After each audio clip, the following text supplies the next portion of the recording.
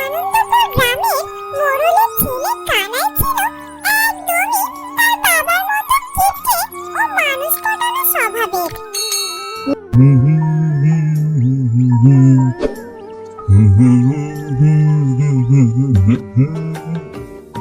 আরে মধু যে, কি খবর ওদিককার বলতো দেখি? বসন্তের পিঠা উৎসব উপলক্ষে স্কুল মাঠে মেলা মিলেছে কিনা বলতো দেখি? তা মাঠে মেলাই মিলুক আর না মিলুক তাতে তোর কি? তুই তো পয়সা খরচ করার ভয়ে কোনোদিনও মেলায় যাস না। আহা, মনে হচ্ছে বেশ চটে আছিস আমার উপর। চটবো না বলছিস? সেবারে বলেছিলিস আমাদের বন্ধুদেরকে পুরো একদিন মেলা ঘুরিয়ে দেখাবি আর পয়সা খরচ করে এটা ওটা কিনে খাওয়াবি, কিন্তু যেদিন আমরা সবাই মিলে মেলায় যেতে প্রস্তুত সেদিন তো তোকে পুরো গায়ে কোথাও খুঁজে পেলাম না। আচ্ছা আচ্ছা শোন, আমি তো ঠিক করেই রেখেছি, এবার তোদেরকে সত্যি মেলা ঘুরিয়ে দেখাবো। রাখ তো তোর মেলা ঘুরিয়ে দেখানো, যত সব মিথ্যে কথা। এই কথা বলে কানাইয়ের বন্ধু মধু সেখান থেকে চলে যায়।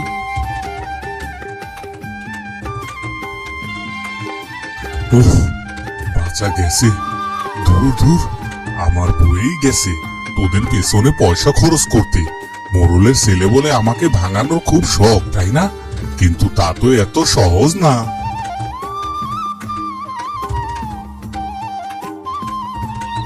এদিকে এক গরিব চাষির মেয়ে ময়নাদের সংসারে খুব টানাটানি অবস্থা। ময়নার বাবা খুব কষ্ট করে সংসার চালায়। ময়নার মা, ও ময়নার মা, এই শাক পাতা কটা নাও তো। দাও, ও কোথা থেকে আনলে এগুলো? কোথা থেকে আবার? মাঠ থেকে তুলে আনলাম। শাক পাতা কটা বিনা পয়সায় মাঠে হয় বলে এগুলো খেতে পারি। পয়সা দিয়ে যদি কিনতে হতো তবে হয়তো এগুলো খেতে পারতাম না।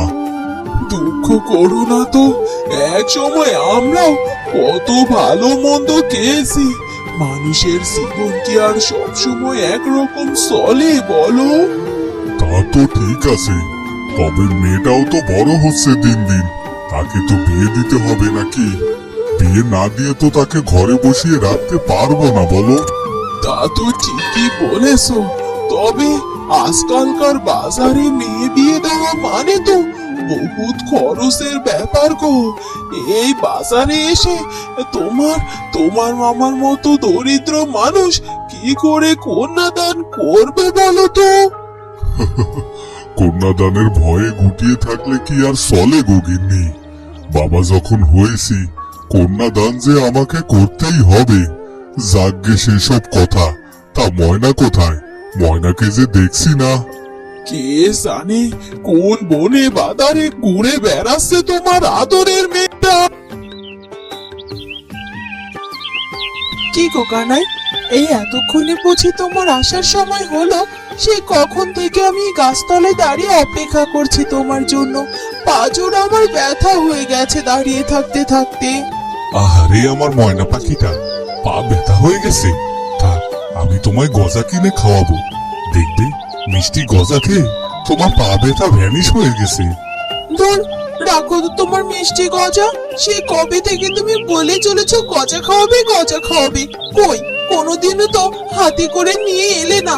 আর তাছাড়া আমি তো কতবার করে বলেছিলাম আমার দুজোড়া কাচের চুড়ি আর দুজোড়া চুল বাঁধার লাল ফিতে কিনে দাও তো, তাও তো দিলে না। আহা, ময়না পাখিটার দেখছি ভারী অভিমান হয়েছে আমার উপর। তবে তুমি আজ বুঝতে না পারলেও একদিন ঠিকই বুঝবে আমি কেন অযথা পয়সা অপচয় করি না। আজ বাদে কাল তুমি তো আমার বউ হবে, বলো?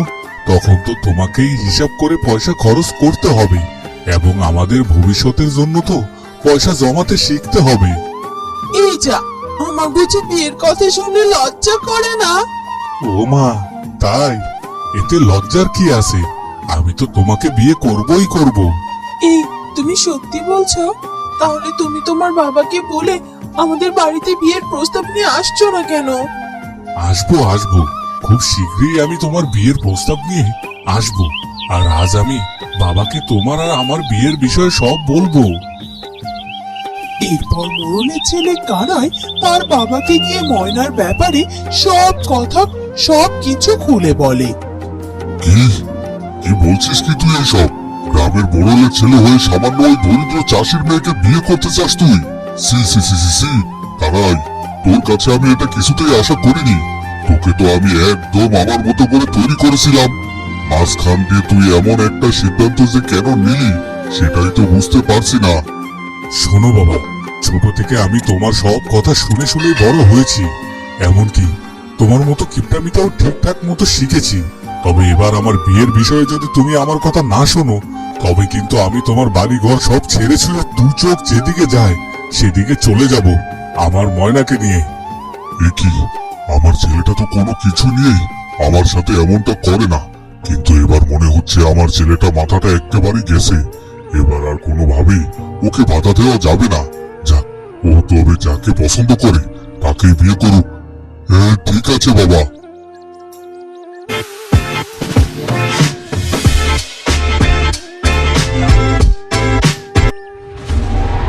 जब मैं कहने वाला हूँ आपसे उस दिन के आप प्लीज घबराइएगा मत। ये जो लड़का आपके घर में रह रहा है वो ঠিক আছে, তুই যে মেয়েকে পছন্দ করিস আমি সেই মেয়ের সাথে তোকে বিয়ে দিয়ে দেবো। এরপর গ্রামের মোড়ল মশাই ময়নার বাবার কাছে গিয়ে বিয়ের প্রস্তাব দেয়। মশাই, আপনি আমার মেয়ে ময়নাকে আপনার বাড়ির বউ করতে চাইছেন। এ তো আমার জন্য বড় ভাগ্যের বিষয়। এতে আমি না করি কি করে? শোনো শোনো, তোমার মতো মানুষের সাথে আমার বিয়ে পাতানোর তেমন কোনো ইচ্ছে ছিল না। নেহাত আমার ছেলেটা তোমার মেয়েকে পছন্দ করে বসেছে, তাই তো আমাকে বাধ্য হতে হয়েছে এই বিয়েতে মত দিতে। এবার আর কথা না বাড়িয়ে মানে মানে করে ছেলে মেয়ে দুটোর বিয়ে সেরে ফেললেই বাঁচা যায় আর কি। এবং ময়না আর মোড়লের ছেলে কানাইয়ের বিয়ে হয়ে যায়। বেশ অনেক মাস কেটে যায়। ময়না তার শ্বশুর বাড়িতে সংসার করতে থাকে। এই হয়েছে এক জ্বালা। এখন জামাই ষষ্ঠীর সময় চলছে। আমার আশেপাশে সবাই এই সময়ে তাদের শ্বশুর বাড়িতে বেড়াতে যাচ্ছে, আর আমি এমন বাড়িতে বিয়ে করেছি যে শ্বশুর বাড়ি থেকে বছরে একটা দাওয়াতও পর্যন্ত পাই না। আহ, ওভাবে কেন বলছো কানাই? তোমার যদি শ্বশুর বাড়িতে যাওয়ার ইচ্ছে হয় তবে আমায় ভালো করে বললেই তো পারো। ঠিক আছে, কালই আমরা আমার বাবার বাড়িতে বেড়াতে যাব, কেমন? এরপর ময়না তার জামাইকে নিয়ে বাবার বাড়িতে বেড়াতে যায়। কই গো গিন্নি, কোথায় তুমি? দেখো দেখো কারা এসেছে আমাদের বাড়িতে। কই, কে এসেছে দেখি? ও মা, মা ময়না, তুই এসেছিস মা? সাথে জামাই বাবা এসেছে। বাবা, ভালোই করেছিস মা। আমি বেশ কদিন ধরে তোর বাবাকে বলছিলাম তোদেরকে এবারে নিয়ে আসতে। হয়েছে মা, এখন আর তোমাকে নাম ফোটাতে হবে না। ক মাস তো হয়েছে আমার বিয়ে হয়েছে। কই, একদিনও তো গেলে না আমার মুখখানা দেখতে। তোর মায়ের আর কি দোষ বল? তুই তো সবই জানিস মা, আমাদের হাতের কেমন অবস্থা। যাকে এখন আর মন খারাপ করে থাকিস না। এসে যখন পড়েছিস, যা ঘরে যা, আমি বাজারে যাচ্ছি, তোদের জন্য কিছু বাজার করে নিয়ে আসি। ইয়ে মানে শ্বশুর মশাই, আমি না কচি পাঠার মাংস খেতে বড্ড পছন্দ করি, আর সাথে যদি ইলিশ বা চিংড়ি মাছ থাকে তাহলে তো কথাই নেই। আপনি বরং আজ আমার পছন্দের মতোই সব বাজার করে নিয়ে আসুন। শ্বশুর বাড়িতে এসে এসব জমিয়ে খাওয়ার মজাই আলাদা। কি বলুন শাশুড়ি মা? ইয়ে মানে, হ্যাঁ বাবা, তুমি একদম ঠিকই বলেছ। তোমার শ্বশুর মশাই আজ তোমার পছন্দের সব কিছু বাজার থেকে নিয়ে আসবে। তোমরা যাও, এখন ঘরে গিয়ে বিশ্রাম করো। ময়নার কানাই ঘরের ভেতরে চলে যায়।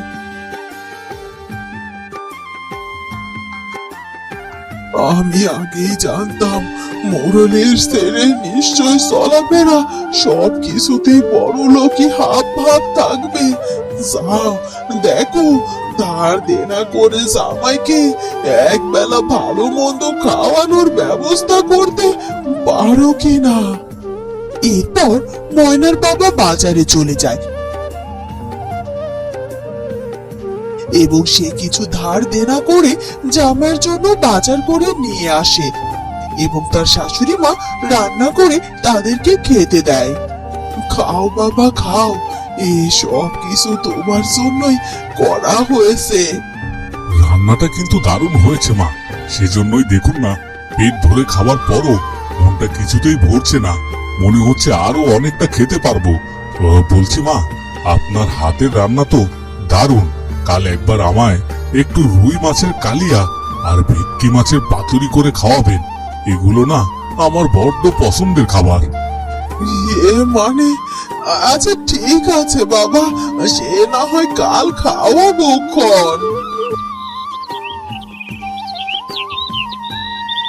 বেশ কদিন কেটে যায়, কানাই কিছুতেই তার বাড়িতে ফিরে যেতে চায় না। এদিকে ময়নার বাবা মা নতুন জামাইয়ের আদর করতে গিয়ে হিমশিম খেয়ে পড়ে। নতুন জামাই আদর করা তো বহু দেখেছি, আমাদের নতুন জামাইয়ের মতো এমন জামাই আমি কোথাও দেখিনি গো। সে তো সবই জানে আমাদের অবস্থা, জেনে শুনে তো আমাদের মেয়েকে বিয়ে করেছিল। তারপরও কেন যে সে এখানে পড়ে পড়ে এভাবে কাঁদছে, কে জানে কবে সে জামাই এই বাড়ি থেকে যাবে। আহ ময়নার মা, আসতে বলো, জামাই শুনে ফেলবে। জামাই এসব কথা শুনে ফেললে কি হবে বলো তো? আর তাছাড়া নতুন জামাইকে এভাবে আদর আপ্যায়ন করতে হয়, নেহাত আমরা দরিদ্র, হিমশিম খেয়ে পড়ছি। তখনই ময়না আর কানাই সেখানে চলে আসে। কি বাবা, তোমাদের হাতের ব্যাগপত্র যে, তোমরা কোথায় চললে শুনি? আসলে বাবা, আমরা তো অনেকদিন আপনার বাড়িতে বেড়ালাম, এবার যে আমাদের বাড়িতে ফিরতে হবে। এতদিন আপনাদের অনেক কষ্ট দিয়েছি বাবা, পারলে আমাকে ক্ষমা করবেন। না না বাবা, তোমাকে এসব নিয়ে ভাবতে হবে না। এরপর কানাই কিছু টাকা বের করে তার শ্বশুর মশাইয়ের হাতে দেয়। এ কি বাবা, করো কি করো কি? বাবা, এই টাকাগুলো আপনি রাখুন। এতদিন আপনাকে আমার জন্য অনেক ধার দেনা করতে হয়েছে, আশা করি এগুলো দিয়ে আপনি আপনার সব ধার দেনা থেকে মুক্ত হতে পারবেন। আসলে মা, আমি না সেই ছোট্টবেলায় আমার মাকে হারিয়েছি, তারপর থেকে মায়ের হাতের রান্না আর খেতে পারিনি। এই বাড়িতে আসার পর মায়ের হাতের রান্নার স্বাদ পেয়ে যেতে ইচ্ছে করছিল না নিজের বাড়িতে, তাই তো এতদিন রয়ে গেলাম। আপনারা আমাকে অকর্মণ্য জামাই ভাববেন না। আর তাছাড়া আমার বাবা আমাকে একটা কিপ্টে তৈরি করলেও অমানুষ তৈরি করেনি। জামাই বাবাজি, এখন থেকে তোমার যখন ইচ্ছে হবে মায়ের হাতের রান্না খেতে চলে আসবে। আমি তোমায় নিজের হাতে রান্না করে খাওয়াবো।